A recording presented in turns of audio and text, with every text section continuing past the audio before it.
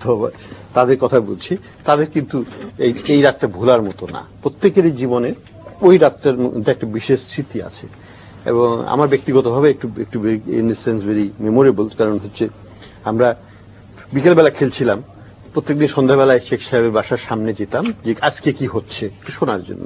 আমরা ওই মাঠেই খেলতাম যেখানে এখন মাঠ আছে, আমরা সেখানে যেতাম যে একটু নিয়ে আবার তারপর বাসায় চলে আসতাম। সেদিনকে যখন আমরা গেলাম, পরিষ্কারভাবে সুস্পষ্টভাবে আমাদেরকে বলে দেওয়া হলো তোমরা বাসায় চলে যাও, মিলিটারি ক্র্যাকডাউন হবে আজকে রাত্রে। এবং আমরা থাকতে থাকতেই দেখলাম যে সব আওয়ামী লীগের নেতারা আস্তে আস্তে বাড়ি থেকে বের হয়ে যাচ্ছেন।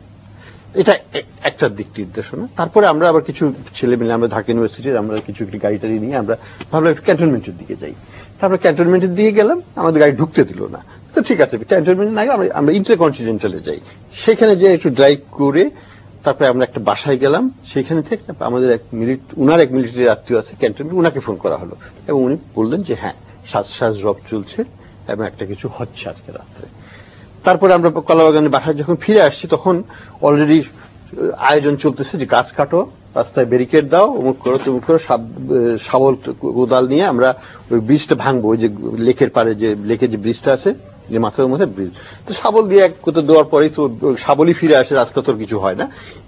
হইতে হইতেই ঠিক 11:30 মতো হয়ে গেল এবং ব্রাশ ফায়ার শুরু হয়ে গেল। সেটা একটা, তারপরে থেকে তো যে অবস্থাটা হলো যে আমার ভাই গেল একদিকে ছিটকিয়ে, আমি গেলাম আরেক দিকে ছিটকিয়ে।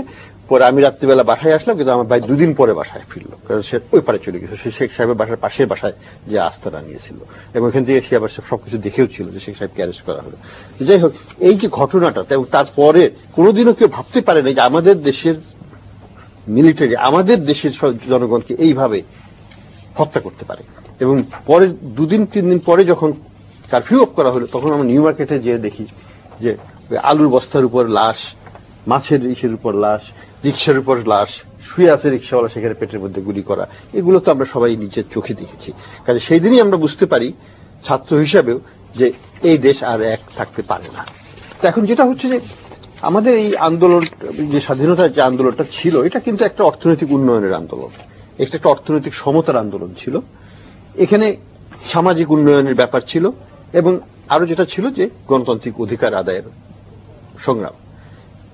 এখন যদি আমরা ফিরে তাকাই, তাহলে এখন আমরা দেখতে পারি, বলতে পারি যে এই ক্ষেত্রগুলোতে উন্নয়ন একটা দিক, সামাজিক পরিবর্তন উন্নয়ন একটা দিক, আর গণতন্ত্রের যেটা ধারাবাহিকতা এবং গণতন্ত্রের যে চর্চা এবং গণতন্ত্রের সাপোর্টিং যেসব ইনস্টিটিউশন থাকে সেগুলোর সেটা কতখানি টেকসই এবং স্থিতিশীল বা সার্ভিং ইটস পারপাস, সেদিকে যদি আমরা দৃষ্টি দেই, তাহলে কিন্তু আমি বলবো যে আমাদের অনেক কিছুই পাওয়া হয়নি। আচ্ছা, আমি আপনার কাছে পরে আবার আসবো। শুধু এই পর্যায়ে আপনি যদি এক লাইনে একটা শুধু বলেন যে আমাদের অর্থনীতি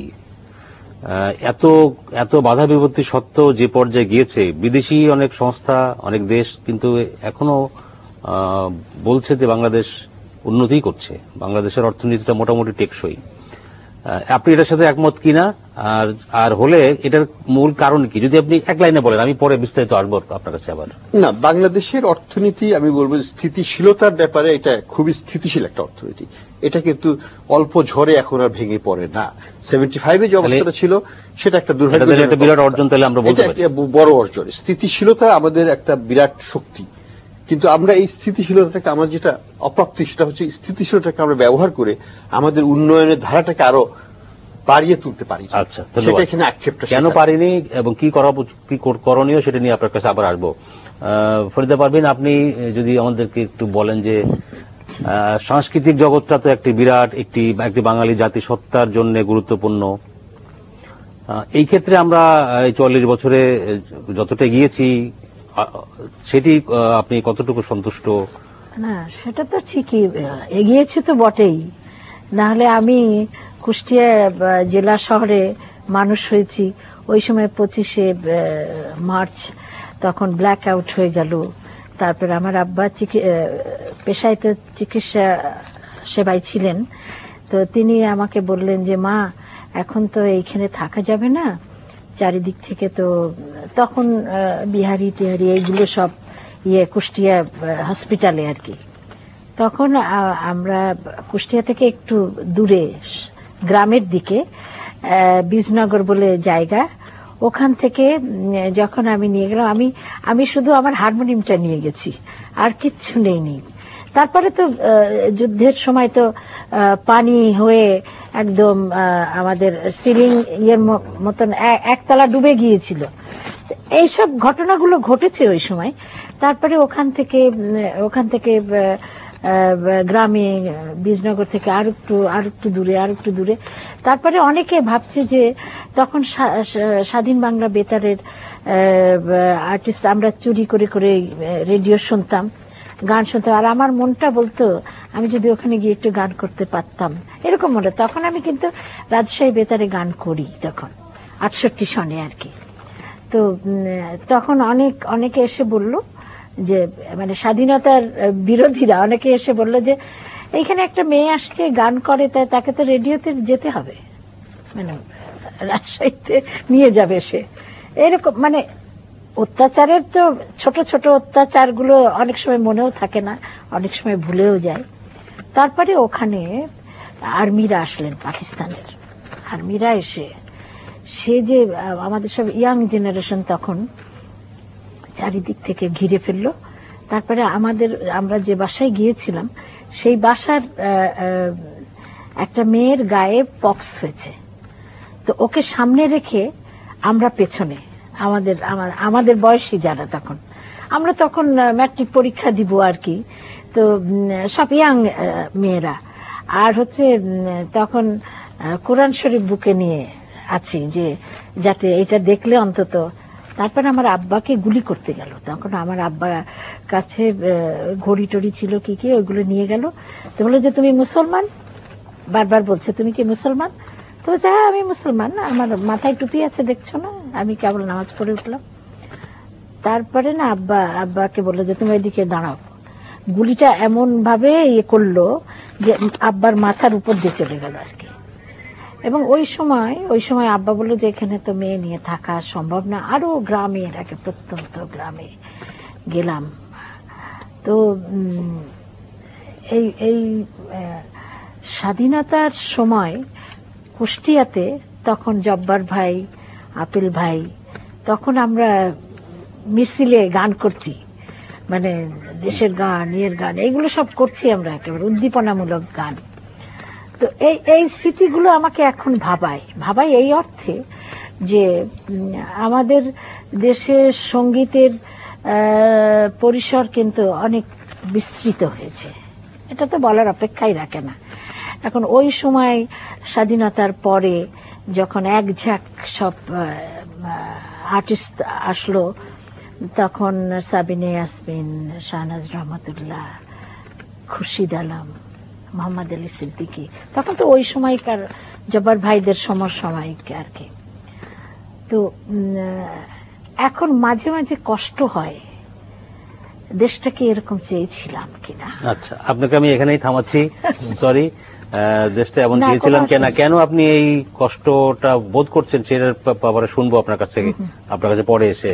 আমাদের একটা বিরতি প্রায় সময় হয়ে এসেছে। আমি জনাব মীর নাসির হোসেন, যেটি ডক্টর আহসান মনসুর বলছিলেন যে বাংলাদেশের অর্থনীতি একটি স্থিতিশীলতার মতো এই শক্তিটা অর্জন করেছে, এবং আমরা সবাই এইটার জন্য প্রাইভেট সেক্টরকে অবশ্যই আমরা একটা ক্রেডিট দেই, কারণ এই যে আমাদের ব্যবসা বাণিজ্যের মধ্যে দিয়েই অর্থনীতি এগিয়েছে, এবং এখানে প্রাইভেট সেক্টরের বিরাট একটা ভূমিকা আছে। এটা ডক্টর আহসান মনসুর আপনি নিশ্চয়ই স্বীকার করবেন, আমরা সবাই কম বেশি স্বীকার করি, কিন্তু